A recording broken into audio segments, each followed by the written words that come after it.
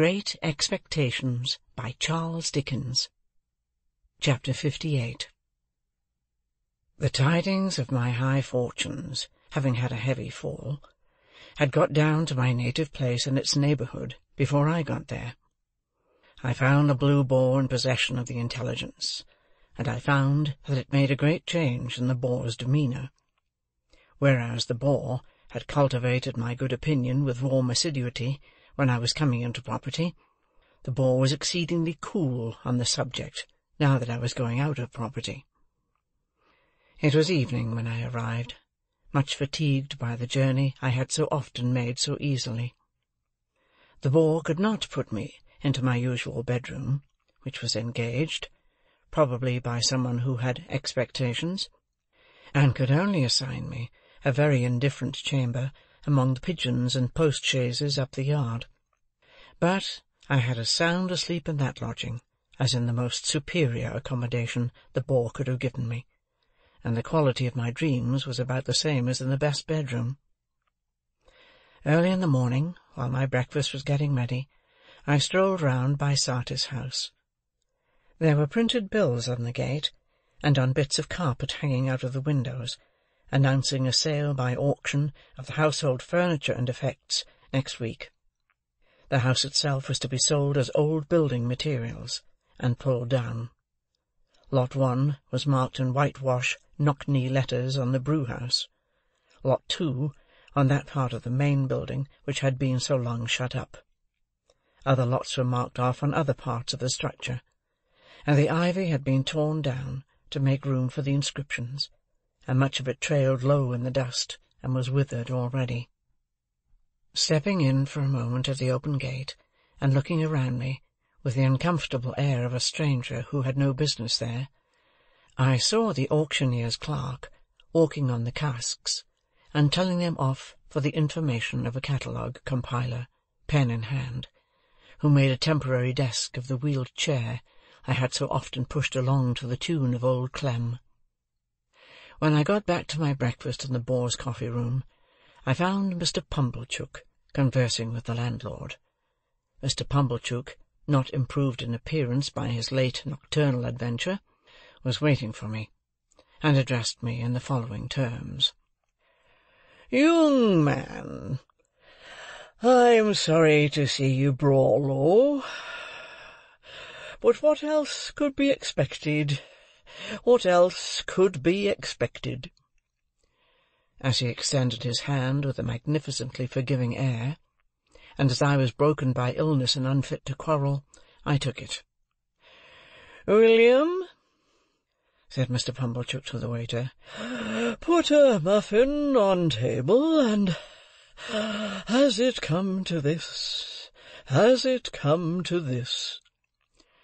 I frowningly sat down to my breakfast. Mr. Pumblechook stood over me and poured out my tea, before I could touch the teapot, with the air of a benefactor who is resolved to be true to the last.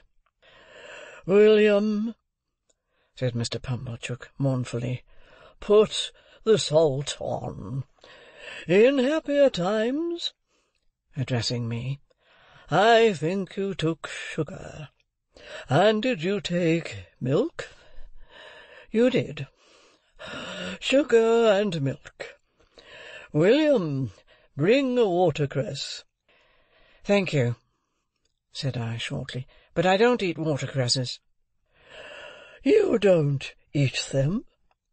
returned Mr. Pumblechook, sighing and nodding his head several times, as if he might have expected that, and as if abstinence from watercresses were consistent with my downfall. "True.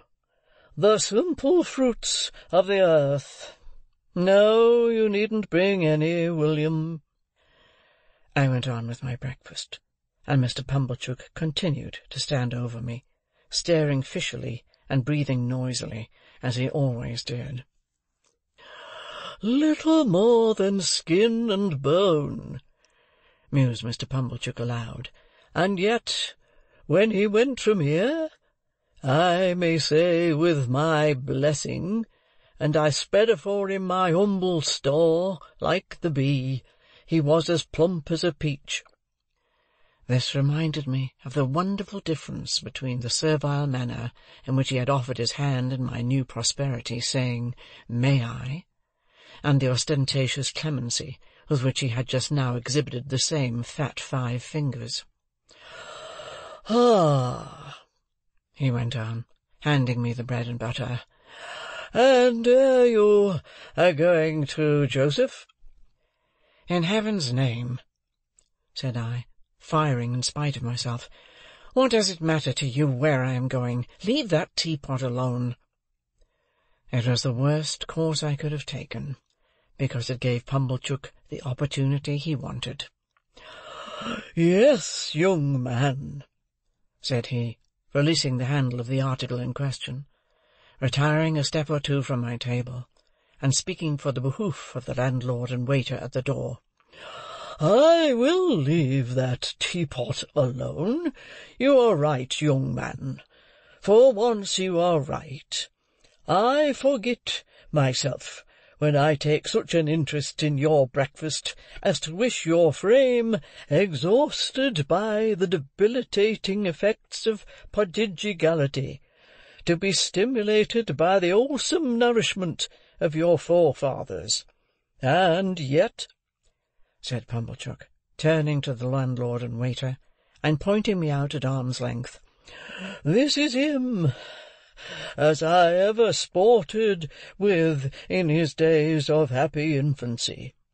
Tell me not it cannot be. I tell you this is him." A low murmur from the two replied. The waiter appeared to be particularly affected. "This is him," said Pumblechook, "as I have rode in my shay-cart. This is him, as I have seen brought up by hand. This is him unto the sister of which I was uncle by marriage, as her name was Georgiana Maria, from her own mother. Let him deny it if he can." The waiter seemed convinced that I could not deny it, and that it gave the case a black look. "Young man," said Pumblechook, screwing his head at me in the old fashion, "you were a-going to Joseph. What does it matter to me, you ask me, where you were a-going? I say to you, sir, you were a-going to Joseph." The waiter coughed, as if he modestly invited me to get over that. "Now," said Pumblechook, and all this with a most exasperating air of saying in the course of virtue what was perfectly convincing and conclusive, "I will tell you what to say to Joseph. Here is Squires of the Boar present, known and respected in this town, and here is William, which his father's name was Popkins, if I do not deceive myself." "You do not, sir," said William. "In their presence," pursued Pumblechook, "I will tell you, young man, what to say to Joseph. Says you, 'Joseph, I have this day seen my earliest benefactor and the founder of my fortunes. I will name no names, Joseph, but so they are pleased to call him uptown, and I have seen that man.'" "I swear I don't see him here," said I. "Say that likewise," retorted Pumblechook. "Say you said that, and even Joseph will probably betray surprise." "There you're quite mistaken," said I. "I know better." "Says you," Pumblechook went on, "'Joseph, I have seen that man, and that man bears you no malice and bears me no malice. He knows your character, Joseph, and is well acquainted with your pig-headedness and ignorance. And he knows my character, Joseph, and he knows my want of gratitude. Yes, Joseph, says you." Here Pumblechook shook his head and hand at me. "He knows my total deficiency of common human gratitude. He knows it, Joseph, as none can. You do not know it, Joseph, having no call to know it, but that man do." Windy donkey as he was, it really amazed me that he could have the face to talk thus to mine. "Says you, Joseph, he gave me a little message, which I will now repeat. It was, that in my being brought low, he saw the finger of Providence. He knowed that finger when he saw it, Joseph, and he saw it plain. It pinted out this writing, Joseph: Reward of ingratitude to his earliest benefactor and founder of fortunes. But that man said he did not repent of what he had done, Joseph. Not at all. It was right to do it. It was kind to do it. It was benevolent to do it. And he would do it again." "It's pity," said I, scornfully, as I finished my interrupted breakfast, "that the man did not say what he had done, and would do again." "Squires of the Boar," Pumblechook was now addressing the landlord, "and William, I have no objections to your mentioning either up-town or down-town, if such should be your wishes, that it was right to do it, kind to do it, benevolent to do it, and that I would do it again." With those words, the impostor shook them both by the hand, with an air, and left the house, leaving me much more astonished than delighted by the virtues of that same indefinite it. I was not long after him in leaving the house too, and when I went down the High Street, I saw him holding forth, no doubt to the same effect, at his shop door to a select group who honoured me with very unfavourable glances as I passed on the opposite side of the way.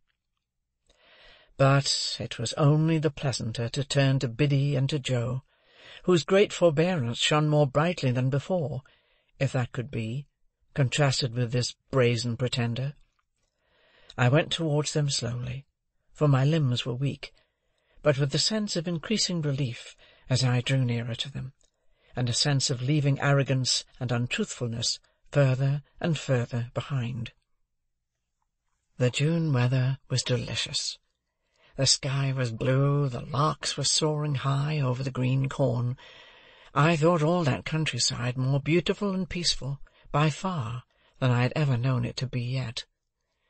Many pleasant pictures of the life I would lead there, and of the change for the better that would come over my character, when I had a guiding spirit at my side, whose simple faith and clear home wisdom I had proved beguiled my way. They awakened a tender emotion in me, for my heart was softened by my return, and such a change had come to pass that I felt like one who was toiling home, barefoot from distant travel, and whose wanderings had lasted many years. The schoolhouse where Biddy was mistress I had never seen, but the little roundabout lane by which I entered the village for quietness' sake took me past it. I was disappointed to find that the day was a holiday. No children were there, and Biddy's house was closed. Some hopeful notion of seeing her busily engaged in her daily duties before she saw me had been in my mind, and was defeated. But the forge was a very short distance off, and I went towards it under the sweet green limes, listening for the clink of Joe's hammer. Long after I ought to have heard it, and long after I had fancied I heard it, and found it but a fancy, all was still. The limes were there, and the white thorns were there, and the chestnut trees were there, and their leaves rustled harmoniously when I stopped to listen, but the clink of Joe's hammer was not in the midsummer wind. Almost fearing, without knowing why, to come in view of the forge, I saw it at last, and saw that it was closed. No gleam of fire, no glittering shower of sparks, no roar of bellows, all shut up and still. But the house was not deserted, and the best parlour seemed to be in use, for there were white curtains fluttering in its window, and the window was open and gay with flowers. I went softly towards it, meaning to peep over the flowers, when Joe and Biddy stood before me arm in arm.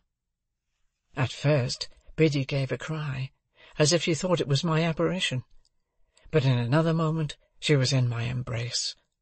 I wept to see her, and she wept to see me. I, because she looked so fresh and pleasant, she, because I looked so worn and white. "But, dear Biddy, how smart you are!" "Yes, dear Pip."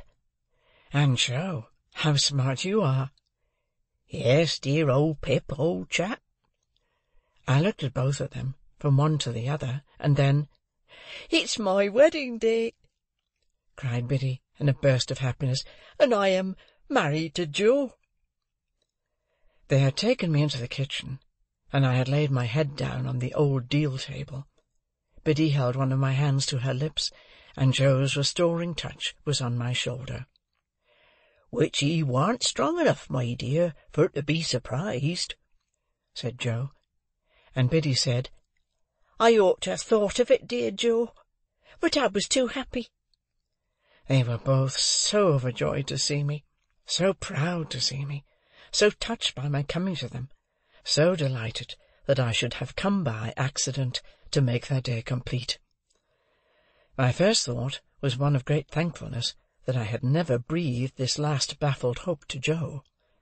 How often, while he was with me in my illness, had it risen to my lips!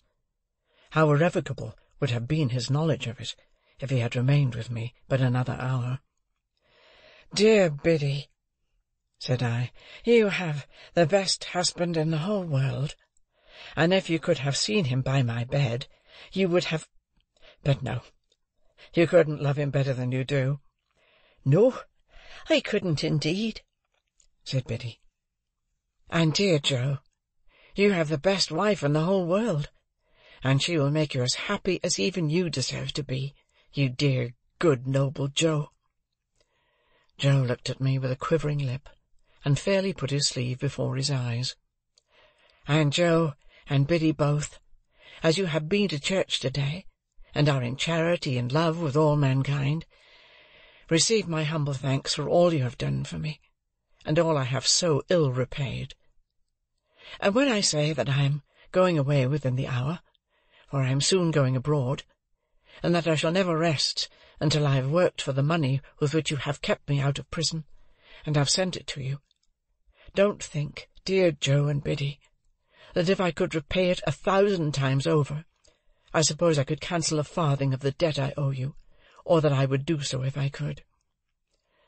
They were both melted by these words, and both entreated me to say no more. But I must say more.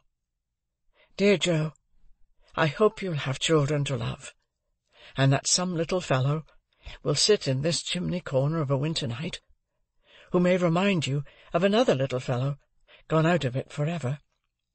Don't tell him, Joe, that I was thankless. Don't tell him, Biddy, that I was ungenerous and unjust. Only tell him that I honoured you both, because you were both so good and true, and that, as your child, I said it would be natural to him to grow up a much better man than I did." "I ain't a-going," said Joe, from behind his sleeve, "to tell him nothink o' that nater, Pip, nor Biddy ain't, nor yet no one ain't." "And now, though I know you have already done it in your own kind hearts, pray tell me, both, that you forgive me. Pray let me hear you say the words, that I may carry the sound of them away with me, and then I shall be able to believe that you can trust me, and think better of me, in the time to come." "Oh, dear old Pip, old chap," said Joe, "God knows as I forgive you, if I have anythink to forgive." "Amen, and God knows I do," echoed Biddy. "Now, let me go up and look at my old little room, and rest there a few minutes by myself, and then, when I have eaten and drunk with you, go with me as far as the finger-post, dear Joe and Biddy, before we say good-bye." I sold all I had, and put aside as much as I could for a composition with my creditors, who gave me ample time to pay them in full, and I went out and joined Herbert. Within a month I had quitted England, and within 2 months I was clerk to Clarriker and Co., and within 4 months I assumed my first undivided responsibility. For the beam across the parlour ceiling at Mill Pond Bank had then ceased to tremble under old Bill Barley's growls, and was at peace, and Herbert had gone away to marry Clara, and I was left in sole charge of the eastern branch until he brought her back. Many a year went round before I was partner in the house, but I lived happily with Herbert and his wife, and lived frugally, and paid my debts, and maintained a constant correspondence with Biddy and Joe. It was not until I became third in the firm that Clarriker betrayed me to Herbert, but he then declared that the secret of Herbert's partnership had been long enough upon his conscience, and he must tell it. So he told it, and Herbert was as much moved as amazed, and the dear fellow and I were not the worse friends for the long concealment. I must not leave it to be supposed that we were ever a great house, or that we made mints of money.